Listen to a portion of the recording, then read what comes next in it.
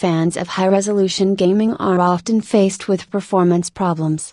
Even the flagship model from Nvidia's Maxwell generation, the GTX 980, struggles in 3840 by 2160. The situation is much better with the Pascal successor GTX 1080. This is confirmed by the Asus GX800, which is even powered by an SLI configuration. It does not matter if you think external water cooling for notebooks makes sense or not, the Asus GX800 is definitely a very impressive device. As expected, the highlight is the SLI system based on two GTX 1080 chips, which can compete with high-end desktop PCs. If you can live with the typical drawbacks of a dual GPU solution, driver dependency, micro stutters, high power consumption, you will get a really powerful gaming platform with sufficient power for demanding games over the next couple of years.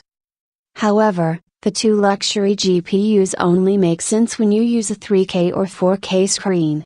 SLI will not often be noticeably faster in 1920 by 1080 since a single GTX 1080 already manages sufficient FPS numbers. The system is limited by the CPU or other aspects will limit the performance.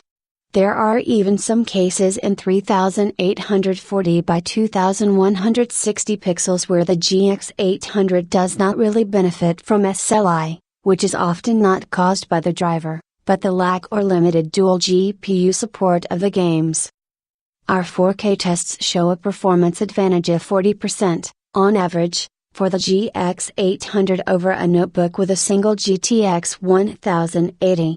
Every gamer will have to decide for himself whether the performance jump is worth the retail price and the space requirements of the water cooling. By the way, barebones manufacturer Clevo wants to handle the GTX 1080 SLI and the P870DM chassis, only with air cooling.